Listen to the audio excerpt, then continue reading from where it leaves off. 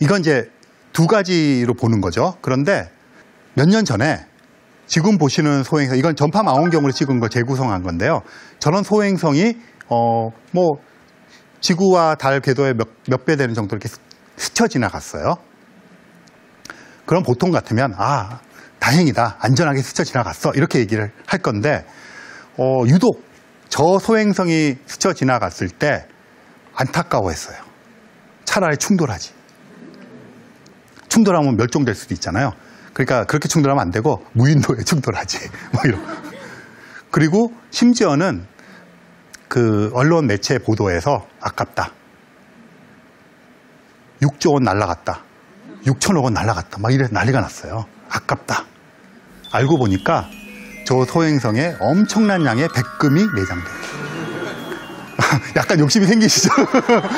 어디 그냥 저 제주도 근처에 어디 잘 안전하게 떨어져 주면, 소행성이 많다 그랬잖아요. 엄청 많고, 이게 그 태양계가 처음 생길 때 지구나 목성이나 이렇게 이제 뭉쳐지는데, 뭉쳐지지 않고 남아있는, 그러니까 예전에는 소행성 내에 이런 작은 찌꺼기들이 되게 많잖아요. 그게 어떤 큰 행성이 쪼개졌을 거라고 생각했는데, 이 소행성대에 있는 모든 소행성들 다 합쳐도 그 질량이 행성 하나를 만들 정도가 안 돼요.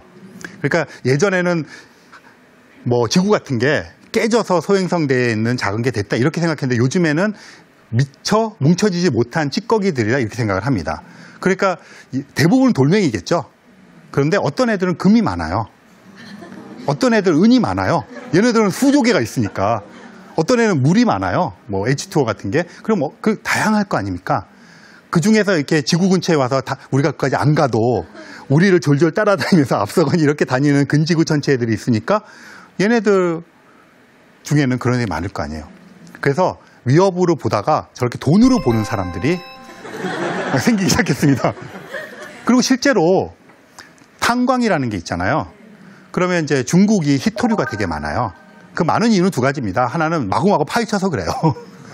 많기도 하지만. 그런데 가만히 생각해 보시면 아마 예전에 이런 실험들을 학교에서 하셨을 거예요. 뭐죠? 이렇게 시험관이라는 실험관? 거기다가 뭐를 막 채워놓고 원심 분리기라는 곳에 넣고 막 빨리 돌리는 겁니다. 그럼 이게 층이 지잖아요.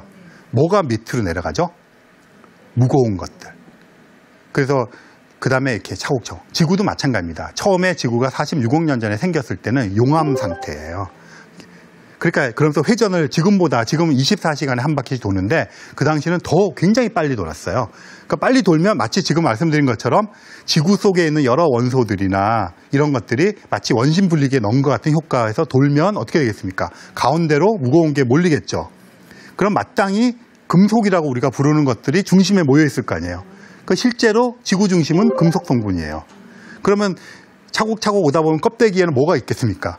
흙, 돌덩어리, 암석들. 그래서 우리는 암석질 행성이에요. 그러면 근데 지구가 아까 12,800km라고 했잖아요. 그럼 반경이 6,400km입니다. 근데 탄광들 몇백 미터만 파고 들어가도 금이 나오고 막 이러잖아요. 걔네도 어디서 온 걸까요? 정상적으로 지구가 생긴 대로 원래처럼 했으면 금은 다 가운데 있어야 되잖아요. 근데 바깥에 있단 말이에요. 걔네들이 대부분이 소행성 충돌로 생긴 겁니다. 초창기에 충돌을 했어요. 그건 어떤 애들은 금이 포함이 돼 있고 이럴 거 아니에요. 그런 애들이 세월이 지나니까 뒤집혀서 동네 산이 되고 이렇게 된 거죠. 그런데 거기다 나라를 세웠죠. 각각. 잘 세워야 되는데 많은 걸 잘 세워야 되는데, 그런데 저걸 보니까 아니 가서 캐오면 되겠네? 뭘 기다려, 가서 캐오지. 그런 생각 드시겠죠. 그래서 그렇게 생각하는 사람들이 생겼습니다. 최근의 생각이 아니고요. 1970년대부터 이건 상상도인데 저기 가서 캐오자. 이렇게 소행성에 가서 광물 채굴을 하는 아이디어들은 굉장히 잘 나오고 있었습니다. 많이. 뭐 이렇게 나오고 있었어요. 옛날에. 그랬는데 뭐 아이디어야 누구나 낼 수 있죠. 실제로 그것을 실행하는 것이 굉장히 중요하잖아요. 그러니까 아이디어가 많은 것도 되게 중요하지만 그것이 실행되기 위해서는 여러 가지 조건들이 맞아야 되잖아요. 2012년에 그 전에 물론 어떤 소행성을 채굴하자고 하는 회사가 생겼었는데 2012년에 플라네타리 리소스라고 하는, 우리말로 하면 행성 자원 회사가 생겼습니다. 목적은 가서 소행성을 캐오는 거예요. 그렇죠. 그러면 아까 그 백금이 많다고 했던 애를 하나를 캐오면 어떻게 되겠습니까? 그 매장량이 엄청났어요. 그래서 그거를 캐오면 전 세계 백금 시장이 초토화되겠죠. 돈은 벌겠지만 제 생각에는 되게 생명의 위협을 느끼지 않을까요? 저 회사에 투자한 사람들의 면면을 보면 돈을 엄청 벌 것 같아요. 구글 창업한 사람들 투자했고요. 아바타라는 영화 있죠. 카메론 감독. 그런 사람들이 투자를 해서 만든 회사입니다. 그래서 이 사람들이 소행성을 돈으로 보고, 그래서 이것뿐 아니라 그 이후에 뭐 딥스페이스 인더스트리를 비롯한 소행성 최고 회사들이 많이 생겼습니다. 그래서 소행성을 바라보는 눈이 천문학자들은 열심히 막으려고 그러는데 저 사람들 가서 캐오고 돈 벌자 이러고 있는 거예요. 홈페이지에 가면요, 우리는 글로벌 경제, 여기는 태양계 시대, 경제를 우주 공간까지 확대하자, 태양계 경제권을 열자, 막 이러고 있습니다. 그래서 언뜻 생각하기에는 꿈 같은 이야기지만 그렇게 할 수가 있겠죠. 그래서 이렇게 하다 보니까 이제 그 여러 가지 쟁점들이 생겨요. 일단 한 가지는 가만히 들어보면 그럴듯하긴 한데, 아니 그 우주라는 공간은 인류 공용의 공간인데 그걸 상업적으로 그렇게 갖고 와서 쓰는 것이 말이 되나? 남국조약이라는 게 있잖아요. 그럼 남극이라는 곳에 과학 기지들을 하고 이렇게 하지만 어떤 경우도 상업적으로 이용할 수 없게끔 한 거잖아요. 1967년에 우주협약이라는 걸 했습니다. 그래서 어떤 국가도 상업적으로 거기 있는 걸 사용할 수 없게. 그럼 당연히 이 회사도 그런 게 걸릴 거 아니에요. 그럼 어떻게 하겠다는 거냐? 되게 교묘해요. 그러니까 약간 이런 게 요즘에 이제 어떤 세상의 판도인데, 우리는, 여러분이나 저는 이제 근대 국가에 살고 있는 거예요. 그러니까 근대 국가라는 게 이제 국경이라는 게 나눠지고 이렇게 된 게 옛날부터인 것 같지만 사실은 몇백 년 되지 않은 그 근대의 산물로 여러분이랑 저는 살고 있고, 그러니까 국가라고 하는 단위로 지금 우리가 세계 경제라든가 정치 모든 게 돌아가고 있잖아요. 그런데 그것에 와해되는 조짐을 보이는 게 이런 것 같아요. 국가 단위로는 그런 거 못하게 했는데 다국적 기업이잖아요.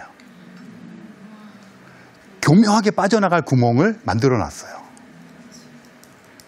더군다나 최근에 굉장히 재밌는 일이 벌어졌는데요. 아마 덴마크일 거로 기억이 됩니다. 대사를 파견하잖아요. 대사관을. 그럼 국가 단위로 파견하는데 구글에 파견했어요.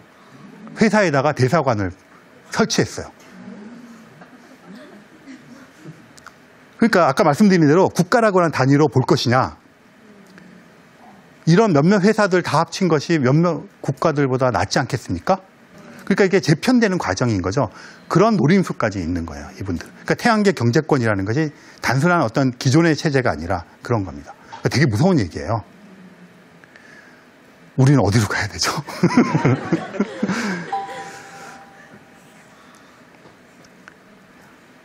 그래서 이런 것들은 굉장히 멋진 미래지만 또 한편으로 이게 섬찟한 어떤 것들, 그러니까 어쨌든 변화는 올 거고요. 그 변화에 이들과 기존 체제의 싸움이 생기겠죠.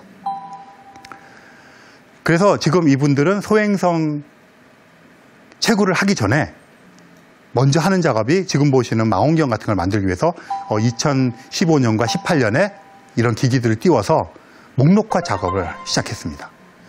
이 소행성에는 금이 많고, 이 소행성에는 물이 많고, 이 소행성에는 텅스텐 쭉 만들어 놓고 필요할 때 캐오겠다는 거죠. 그러면 캐는 기술도 물론 지금 기술보다 더 발전해야 되겠죠. 필요하고, 목록화 되어야 우선순위와 시장성도 따지고 이런 게 있잖아요. 그래서 그런 것들을 지금 차곡차곡 준비를 하고 있습니다. 이 회사뿐이 아니에요. 그 와중에 룩셈부르크라는 나라가 등장했습니다. 룩셈부르크는 되게 조그만 나라잖아요. 콩고 같은 식민지를 통해서 돈을 엄청 벌었습니다. 근데 돈을 잘 썼어요. 잘 굴려서 국민소득은 우리가 훨씬 높고요. 너무 잘 사는 나라죠. 작지만.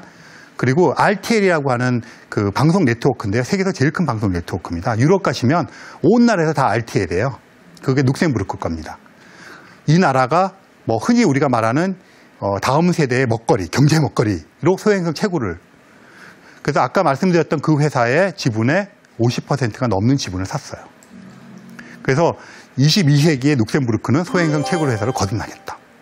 벨기에가 승인을 했고요. 네덜란드가 지금 뛰어들려고 그러고 있어요.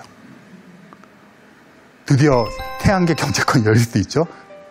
그래서 마치 미국에서 한때 서부에 골드러시라고 했죠. 금이 많고 이게 노총광이 많아서 막 정말 가서 캐고 그런 것처럼 지금 현재 시점에서는 소행성 채굴 러시, 골드 러시라는 단어를 쓰고 있습니다. 많은 나라들이 뛰어들고 있고요. 그 선두에 룩셈부르크와 아까 행성 자원회사가 있습니다. 일본도 굉장히 앞서가고 있고요.